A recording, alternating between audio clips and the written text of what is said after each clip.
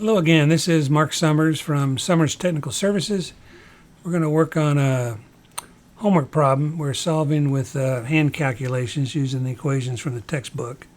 I think this is problem 4.66. There's a part A and a part B, and it involves stress concentration factors, and we're going to verify that the solution we get solving the homework problem in the textbook matches what we can do in Solidworks Simulation. So here's the model that I've given you in class, and the first thing you want to do is change your geometry, and I've set up some global variables to do that. So you'll go Tools, Equations, and I think the only number that'll change is radius here. So you'll change your radius to whatever radius you were assigned. And I take that back, not the radius, the thickness. Everybody has the same radius, but you'll change the thickness based on your student ID. So come in here, change the thickness, and once you do that and say OK, make sure to hit the rebuild button up here at the top, the red light, green light. That'll force a rebuild for the whole model. The other thing you want to do is change your material. So some of you have different grades of carbon steel, others have stainless steel, others has aluminum alloys. So find the one you've been assigned, right-click, edit material, and when you change the material, check and you'll be able to see what your tensile strength is. Make sure the units are set on megapascals. You'll be able to check the yield strength. You'll need that to solve the calculation problems, and you'll need to know the tensile strength. So take note of those two numbers, apply, close. Now we're ready to start the simulation. So we'll go to the Simulation tab. Make sure you've added, if you don't see the Simulation tab, you'll have to go add the add-in, Simulation add-in. So just go Tools, and then scroll all the way to the bottom, and there's add-ins. And you'll see there's a checkbox on mine next to Solid Simulation. That checkbox right there turns it on when you start SolidWorks. And this checkbox over here starts it up every time you start SolidWorks. So if you always wanted to start up, click both checkboxes. If you wanted to just be implemented now, just hit that checkbox. So once that's on, you'll have the Simulation tab. And we pretty much answer questions left to right here. So we've got two different problems. We've got a part A and a part B, so this is part A. So I'm going to click on New Study, and I'll give it a name here, and I'll just call it part A.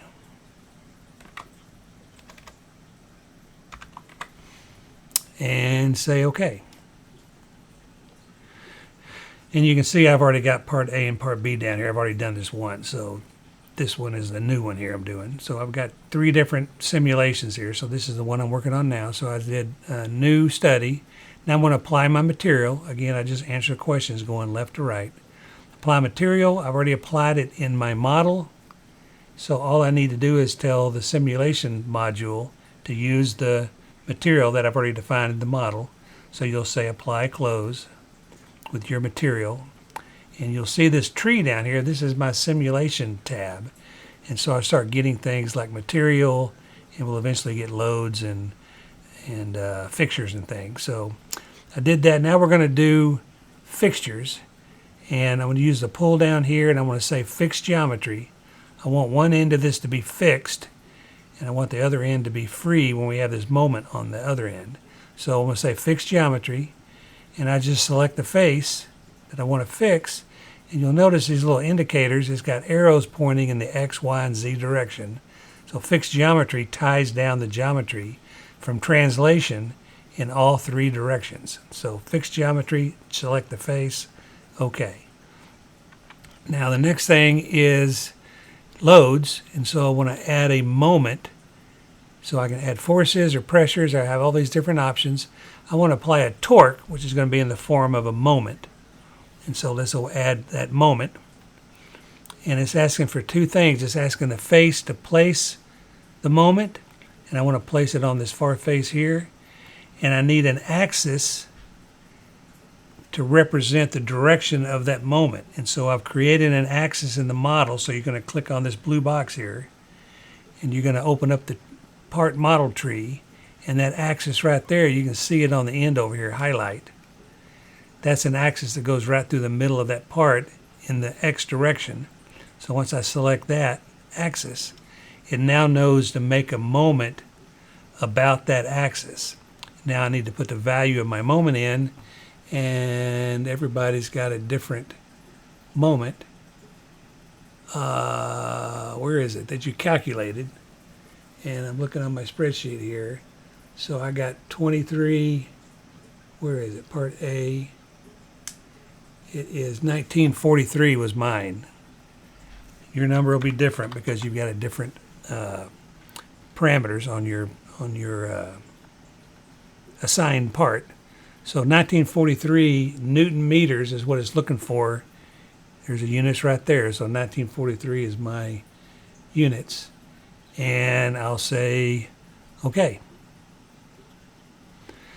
So now I've got the fixture, I've got the material assigned, I've got the load on there, the moment. Now I'm ready to run the analysis. So here's the run analysis button. I'm not going to hit that yet. I'm going to do pull down here. I'm going to say pull down and say create mesh.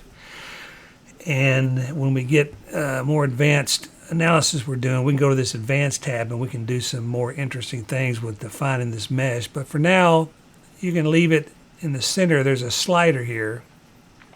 It kind of gives you some gross ways to change the mesh. If you slide it all the way over here, it's a coarse mesh. It means that the tetrahedrons it's going to use are going to be bigger. It's going to run faster, but it's going to give you a less accurate answer. If you slide it all the way over here, it's going to be a fine mesh, which means the tetrahedron element sizes are smaller. It'll take longer to run, but it'll give you a better answer. So I'm going to slide mine all the way over to fine and say OK, and it goes in and builds the mesh.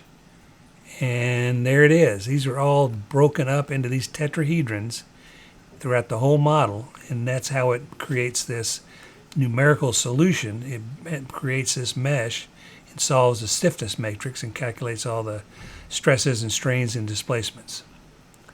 So now only the last thing to do is run it. So you're going to want to save it before you run.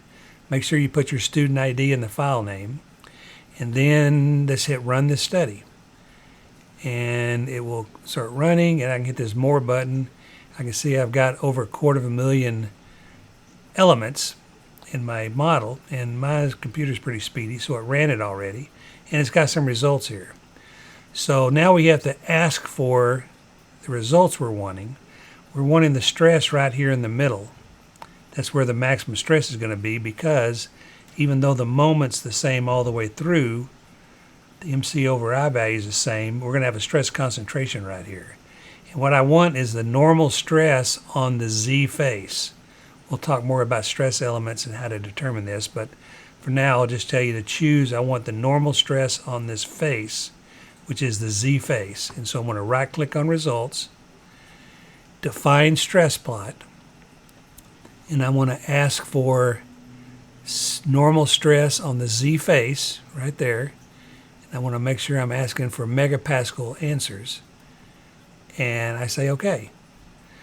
Now I've got another results tab down here that's giving me that normal stress on the Z face. If you don't want this deformed result, it's got an exaggerated deflection on what this thing is going to deflect. You can see the scale is really large, 240, so it's not going to deflect that much. It just has a scaled up version of the deflection. I'm going to turn that off by pushing that button. All right, so since I want to look at this face right here, I'm going to do, under plot tools, I'm going to do some manipulation to get the results I want. So I'm going to pre-select this front plane. I've strategically located the front plane right at the plane that I want to do the calculations and the analysis for my stresses, maximum normal stresses. So I'll select that plane and go plot tools and say section clipping. And it just cuts the model so I can see in that face what's going on. So I'll say OK. Now I can see over here, this is my normal stress. The red is in tension, and the blue is in compression because it's negative. And you can see right in the middle, it's 0 in the middle because that's where the neutral axis is. So the normal stress is constant until you get close to the stress concentration areas, and the stress goes way up based on that K factor you calculated on your hand calculations. So based on that maximum moment I had in my calculations that I put in there, my yield strength was 250 megapascals. So with a factor of 2, my maximum stress should be 125. And here you can see that's pretty close. It says 127.9 and 128.3. So that's pretty close. So I feel pretty good about my calculations that I got the right numbers. Another way to look at this analysis, if you go to Plot Tools and Probe, you can click on this face and find stresses at individual spots. So that's my negative 128. And then down here, it's going to be my positive tension, 128, pretty close, 128. And then in the middle here, it should be pretty close to 0. So yeah, -4, so that's pretty close to 0. So I feel pretty good about my analysis.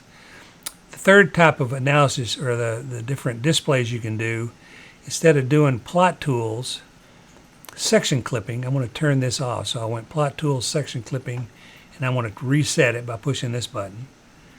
And now I'm going to go in here and say Plot Tools, ISO Clipping. What I can do is ISO Clipping, and I can slide this slider, and I can see where that maximum stress is. And so I'm going to slide it. This is all the stress. It's over 48 megapascals. And I keep sliding it down. If I change this to 125, that was the value that I calculated.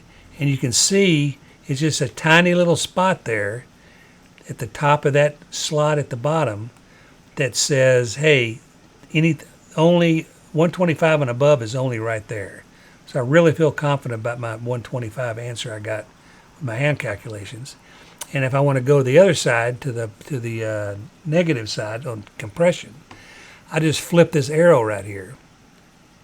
And now when I do the slider, it's going to keep it and keep it. It's going to go down. And when I get to negative 125, you can see there's only that little bitty spot there that's lower than negative 125. So again, I feel really good about my number that I calculated, because these stress values are right about exactly what I expected from my hand calculations.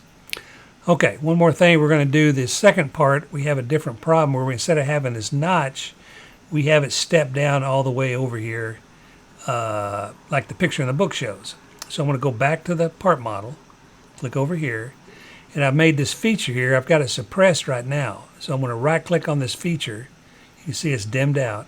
If I right click and say unsuppress, then that feature's coming back, and now that's the shape of part B. And so you'll do the same thing. You'll put the fixture on there. First of all, you'll say new study, and we'll call this one part B. And then you'll get another tab down here. And then you do the apply material, you do the fixture advisor, you do the loads, everything exactly the same. Create your mesh, run the study, ask for the normal stress in the Z direction, and check to make sure that that matches your values that you got on your hand calculations. So anyway, that was a quick 15-minute or so introduction to using Solidworks Simulation. It's a really powerful tool to be able to check your hand calculations and make sure you're in the ballpark. And once we get more complicated designs and complicated load cases, it's going to be much easier to do those in Solidworks Simulation than to try to do these hand calculations, because they get so much more complicated. So anyway, I hope that's helpful. Get working on your hand calculations. Send me the spreadsheet for assignment 4B, and then do the Solidworks Simulation and see if you can't match your numbers on the hand calculations. So until the next video, we'll talk to you then.